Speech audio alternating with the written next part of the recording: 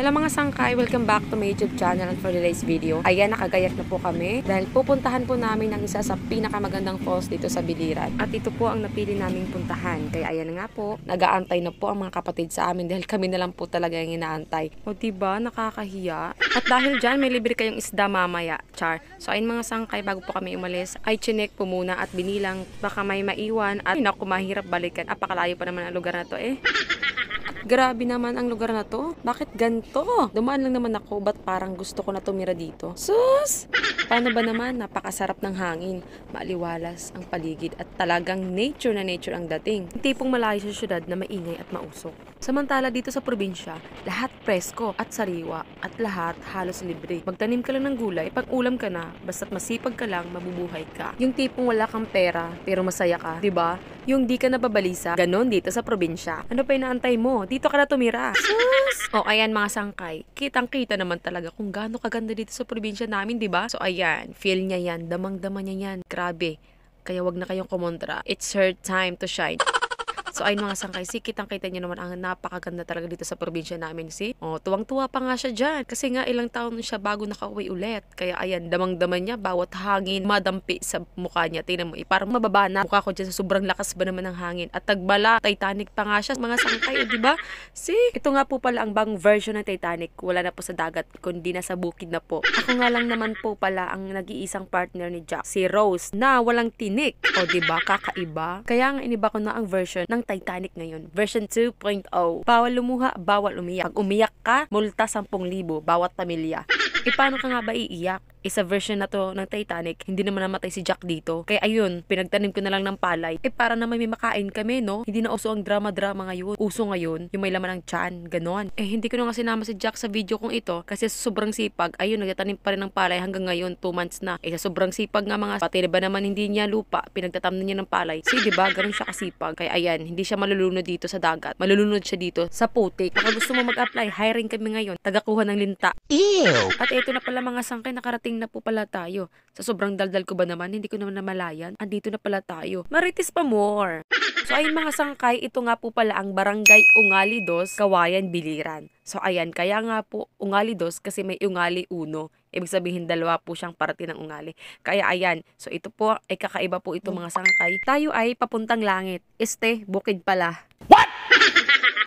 At medyo may kalayuan po ito mga sangkay. Siguro mula labasan, kanina sa pagliko natin, pakaliwa, hanggang doon sa pinaka dulo na neto, na kung saan ay doon na talaga sa pupuntahan natin is, kukonsume po siya ng 5 to 7 minutes. Depende po sa takbo nyo. So dito po na part is dahan-dahan lang po kasi ngayong daanan is, ganyan lang po kaliit yung daanan. Kasya lang po yung dalawang motor. So ayan, so bawal ka dito mabilis. Kasi pag delikado pag may kasalubong ka. Kaya dahan-dahan lang po tayo kasi hindi naman po tayo nagmamadali. Kahit abutin pa tayo ng kinabukasan, okay lang. Huy! At mula naman po sa bahay namin, sa lugar mismo namin, sa Looc ay tumatakbo po ng 20 to 30 minutes po mula sa bahay namin hanggang dito po sa Ungali or sa Busay Falls na to. At depende po yun sa takbo nyo. Di po ako sure kung yun po talaga yung exact na minutes niya.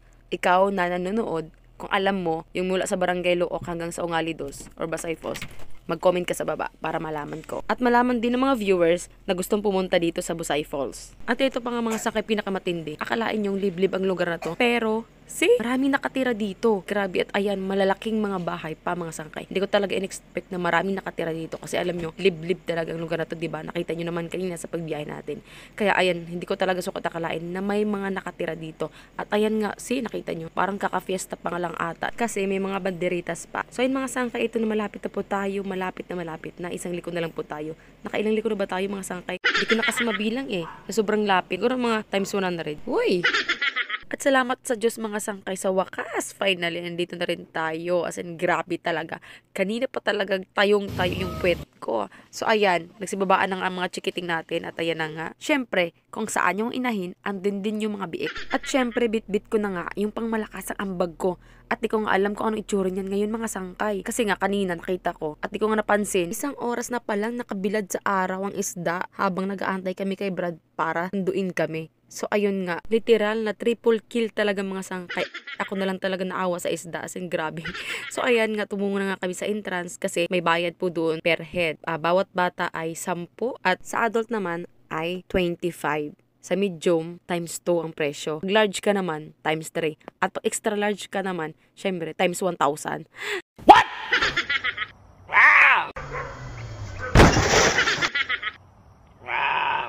So ayun nga mga sangkay, 25 po yung entrance sa adult at 10 pesos naman po sa bawat bata.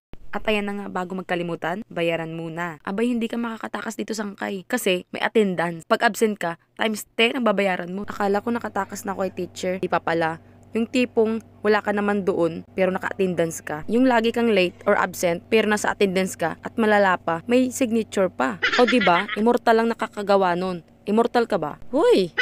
At ayan na nga po mga sangkay, nasa loob na po kami ng Philippines Area of Responsibility. Hoy!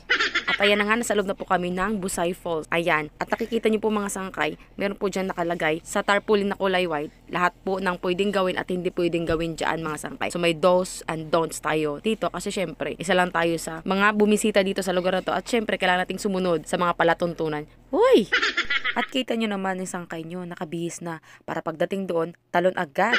Abay, syempre, para hindi tayo lugi, no? Ang layo ng pinunta natin. At ayan na nga sa bandang kaliwa, yan po ang CR nila, babae at lalaki. Kung gusto nyo magbihis dyan, andyan po yung bihisan at liguan. Medyo may kalayuan nga lang doon sa cottage. At okay na rin yun, at least mayroon comfort room. Need mo lang talaga magpasama kasi, you know na, naku, overthink malala. At dito pa nga lang mga sangkay, grabe na talaga. Naririnig ko ng pagaspas ng tubig. Grabe, naririnig nyo ba? O nature na nature po talaga ang dating. At grabe, sobrang lamig ng hangin. Ito talaga yung the best. Mawawala talaga yung stress mo dito, yung pagod mo, pati yung problema mo mawawala. At ng efforts mo, at bawat cents na isusugal mo dito, igagastos mo dito, ay lahat yun worth it talaga. Kung malapit lang to sa amin, naku, gawin kong tambayan to. Hoy! At ito na nga may karatula dito. Basahin natin. So, ito na nga mga sangkay. This way to Busay Falls Cottage Function Hall. At dito na rin yung exit. At nakikita niyo po mga sangkay, yung dinadaanan or tinatapakan po namin is, gawa po siya sa bamboo or kawayan. At kinakabahan po ako dyan. Baka bigla po kami lumusot sa ilalim. At delikado po kasi puro bota po yun sa ilalim. Pero okay naman po yung gawa niya. Matibay naman po. So, overthink po talaga malala. At nauna na nga po ang asawa ko at iniwan na ako, dala-dala yung kinilaw na gawa ko. At ayan na nga, natatanaw ko na po sila sa cottage. O napakalakas ng hangin dito mga sangkay. Parang ayoko nang umuwi. At biglang nabahag yung buntot ko mga sangkay. Parang ayoko nang maligo. Kasi grabe sa sobrang lamig ba naman ng hangin. Ay, di mo gugustuhin maligo. Maliligo na dagat! Hindi yung dagat. Napakagaling naman talaga ng anak ko na pagkamalan pa talagang dagat. Palibasa, yung bahay namin, nasa tabi lang ng dagat. Hi! May nakapulingan to. Yes! So, ayun mga sangka.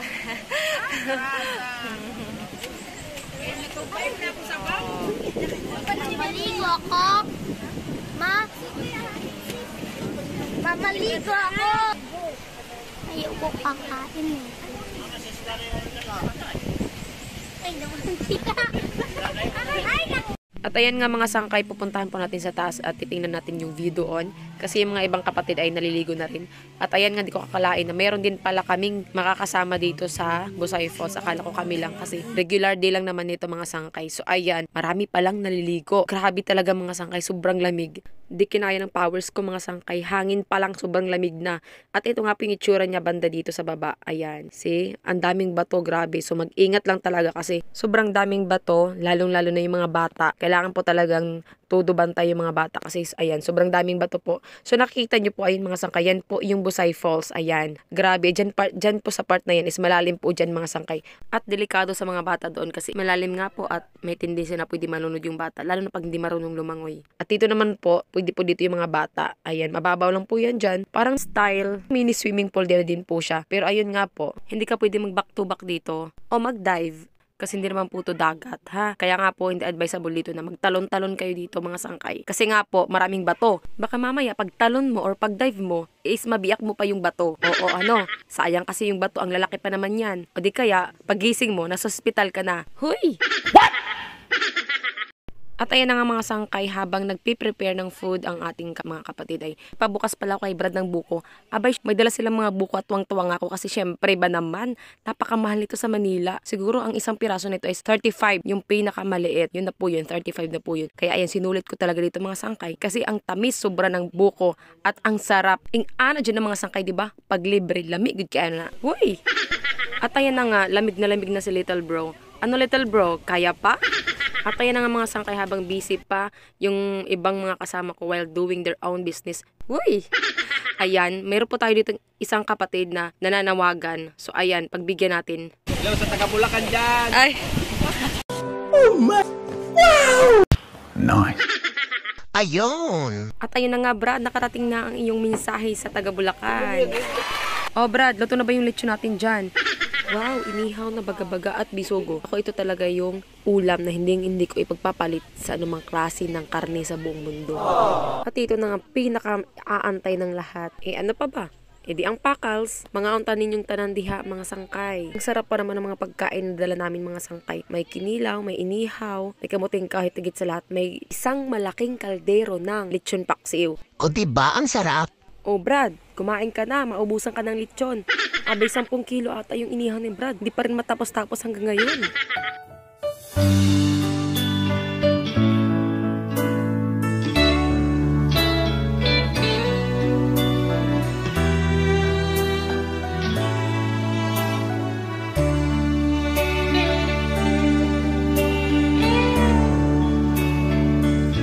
Salamat ako'y may mga kapatid dumadalangin walang patid sa katwiran pinababati. Salamat sa iyong gawa di maririnig. At syempre hindi kompleto yung video kung puro lang tayo ang lamig sobra ng hangin. Huy! At grabe mga sangkay, isang paa pa lang napapangiwi na yung mukha ko. Oh grabe talaga, to the highest level talaga ang lamig mga sangkay. Yung tipong manginginig ka talaga ng sobra. At dahil sa sobrang hot ng sangkay nyo, biglang uminit yung tubig. Huy! Nako, pagramdam mong mainit yung tubig, matik na yan mga sangkay, may umihi. Nako, nakarelate ka.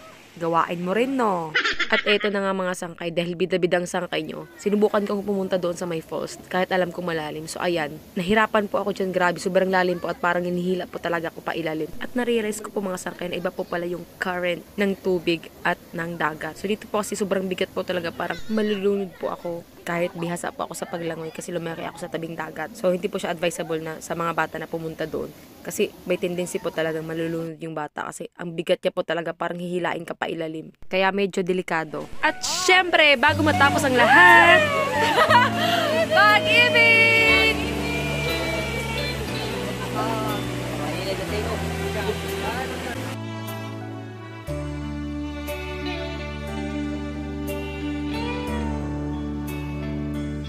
Sa bawat binti ng aking puso nararamdaman